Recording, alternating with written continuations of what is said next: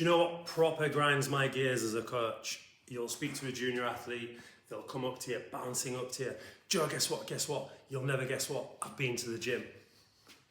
Oh, right, brilliant. Yeah, what did you do? Shoulders.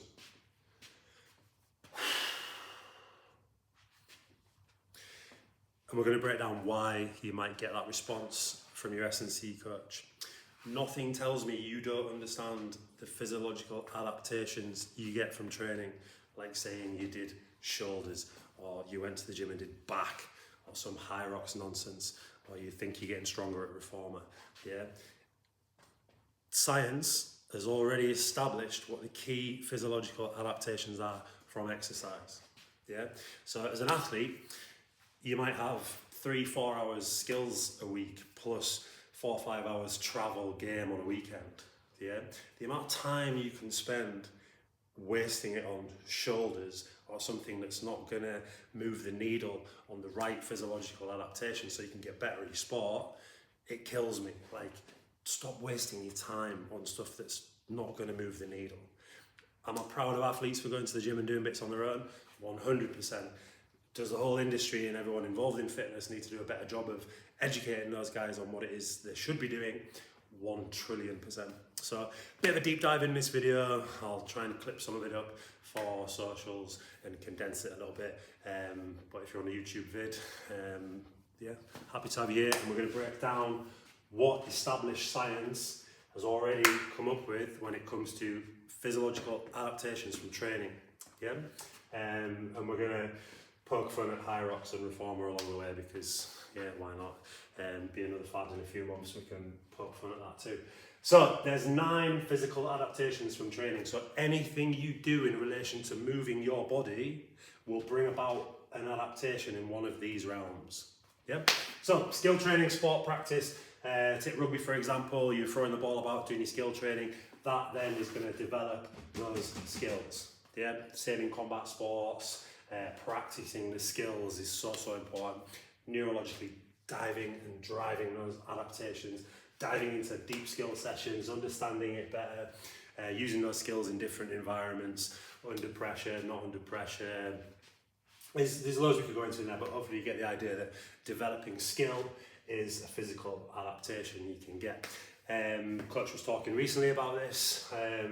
If you do a weight training program, the first 6 to 8 weeks, let's say you introduce a new exercise every 6 weeks, or you completely change your training routine every 6 to 8 weeks, you're just getting better at the coordination of the exercise. And as soon as you've got better at the coordination of the exercise, you plateau and change it again. So you're not developing it. So that's why in a lot of times when we come to the strength work, we try and keep the big rocks in.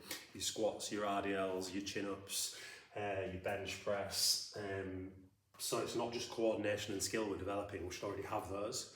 And then if we are developing and increasing and progressing on those exercises, it's not just a coordination response, we're actually getting stronger. Yeah. Leading on to strength then. Strength is high force and low rep generally. Yeah, just talking about our big lifts there with the squat, bench press, chin up, that kind of thing. We're applying high force, usually in low reps to really develop strength. Yeah. Take reformer for instance, really popular right now. You punch into reformer and ask what the benefits are, or you speak to a Pilates instructor. One of the first things they'll tell you is it's great for strength, low impact strength, whatever that means. Yeah, strength is strength. Yeah, if we're trying to develop strength, we already know how to develop strength. We develop strength with high force, low rep. Yeah. What on a reformer, like we're putting the settings onto 20 kilos on the bands.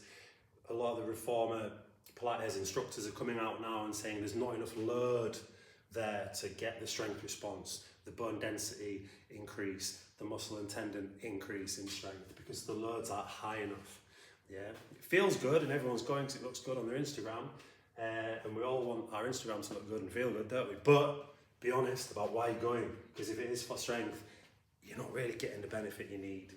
If your training age, as in you're pretty weak, you're pretty uncoordinated, then yeah, even a real easy strength stimulus like reformer is going to bring about some strength, yeah, but you're soon going to run out of benefits there. As soon as you get past anything like beginner into intermediate, you're just not getting the load or the stress through the bones and the joints. Power is high force and high velocity. Yeah, so we're looking at sprints are even in this area. You put in 7 to 9 times your body weight through your leg when you sprint. That's high force. Yeah, and when you're sprinting, it's high velocity. This is a very sought after training adaptation that a lot of sports people want to be developing, and we don't see them developing it by going to the gym and doing back. Yeah, you might be developing some strength, but we need some power in there. We need that fast, explosive action, whether that's like a high pull or any of the Olympic lift derivatives. There's loads you can do with heavy med balls as well. A lot of athletes miss this stuff out because they might feel silly in the gym doing those actions. Yeah, you're going to look silly on the field when you get overpowered. Get over yourself. Learn the Olympic lifts. The derivatives are really simple. A high pull is not that technical an exercise, but super, super useful. Speed, high velocity stuff, again, kind of looking at your sprint stuff again, obviously coming under speed. There's different types of speed. You've got acceleration, deceleration, linear speed, curved speed. You can work on your sprint capacity and your sprint power. There's loads of different derivatives of speed. You can put your plyometric stuff in that category as well, where we're reacting to the floor. Plyometrics isn't just box jumps. Plyometrics is your response to the floor. Is it happening within 0.25 of a second? Can we touch the ground and react? Can we get the springs going in the calves, the Achilles, muscles around the hips? Can we get that coordination, everything dialed in, so then when we are reacting to the floor, we're doing so even quicker. If you have two athletes running against each other and they've got the same physical qualities, the person putting more force into the ground quicker is going to win. Yeah, those trainable qualities. We can develop speed. Can you take someone who's super slow and make them super fast? No. There's a saying in athletics, we can make slow less slow, we can make fast faster. Even if you're slow, wanting to get less slow should be an absolute priority. You can increase your speed. If that gets you to a ball a millisecond quicker, if that gets you to a strike a millisecond quicker, they're the margins in high performance where we're going to see victories and losses. So really important we don't ignore this. When you go into the gym and wasting your time just doing back, then you're not developing your speed. It's time wasted. Big emphasis on this for athletes. Hypertrophy. That's where you might argue, yeah, cool, we're going to get those hypertrophy benefits, muscle on, from isolating muscle groups and training them to fatigue, overloading the back muscles. Yeah, some sports it's quite useful doing some of those sessions. Should it be the only thing you're doing? Absolutely not. If you want some body armour on for rugby, if you're tackling a lot, it's going to be really, really useful to focus on hypertrophy. Some combat sport athletes as well like to get a bit more muscle on. It can help you cut weight as well because it retains water. There's loads of different sports where hypertrophy is going to be useful. But what we tend to find when we're working with athletes is they tend to be doing that already on their own. If anything, we're spending too much time here. But it is super beneficial. In a lot of my programs, there's a huge emphasis on the basic strength exercises like your back squat, your bench press, chin up. We spend a lot of time on our accessories, focusing on trying to get our smaller muscles a little bigger so they can take impacts and join in with the bigger muscles as well, so we're more athletic. So there's nothing wrong with bodybuilding training. It should be a huge part of your training, but you shouldn't be spending the whole time here. We need to introduce power and speed into our hypertrophy blocks. Muscle endurance, sort of moderate force, moderate to high rep. You tend to get a lot of this from your skills training, I think, and it's not something we spend a lot of time on in the gym because there's much more real estate to be built in strength, power and speed areas and putting muscle on.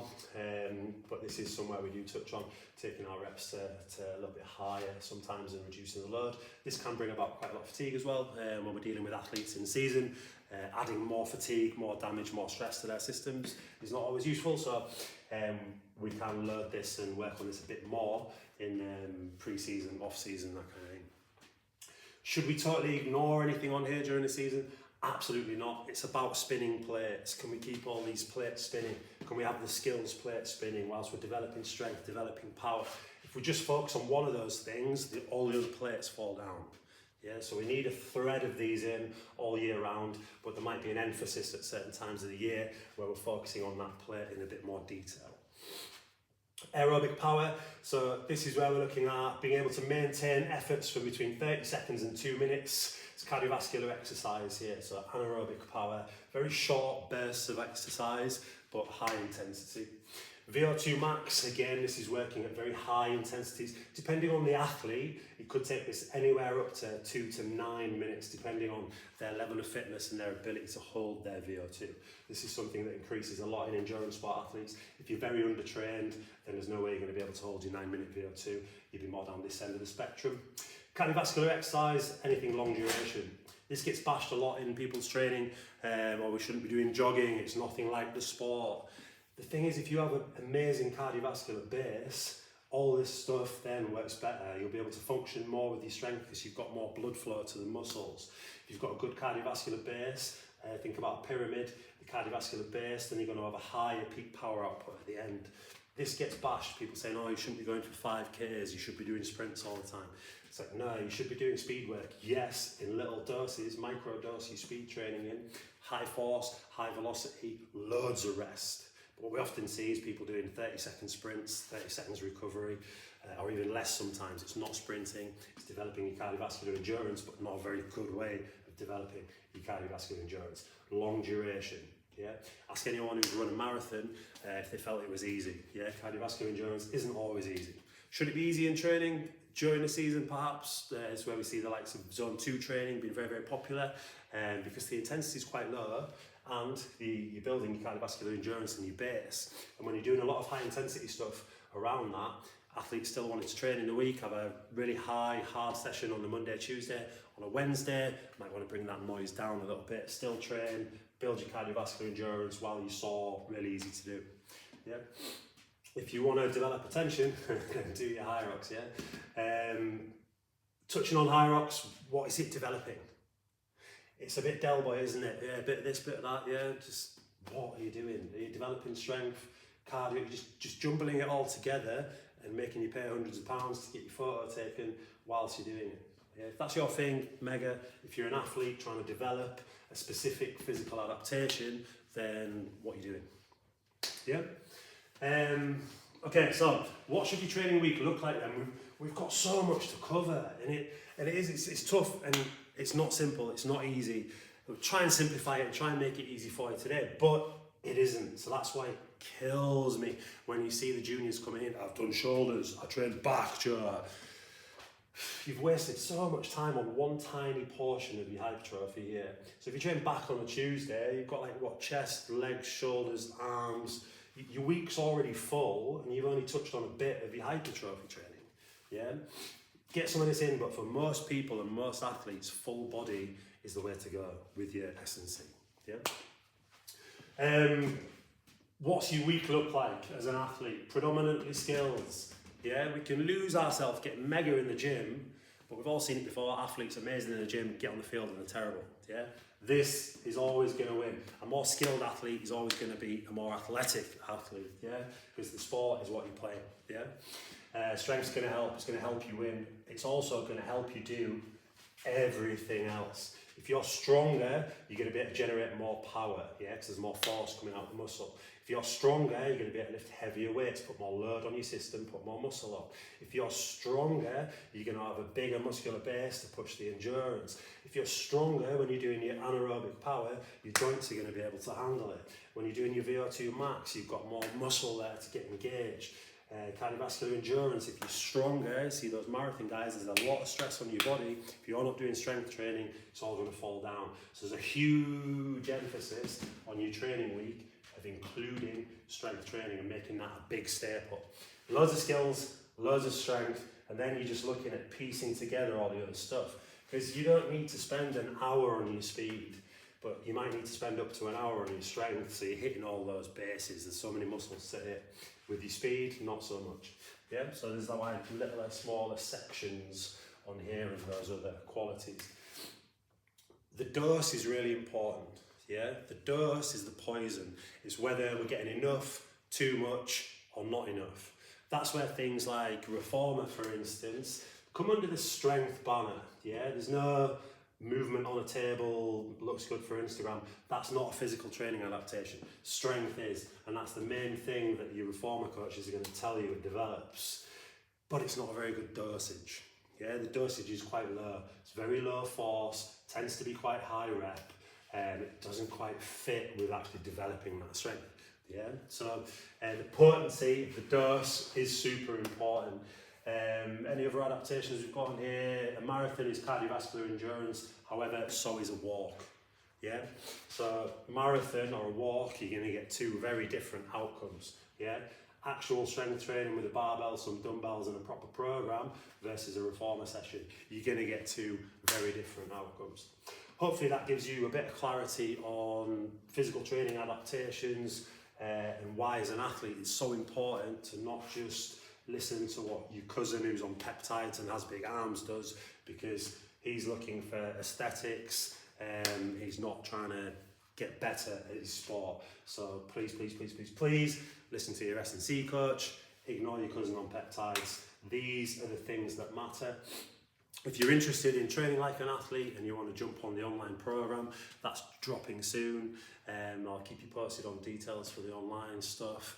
It's going to be at a reasonable price, so it's accessible for athletes. It's the program we use here at Hewitt.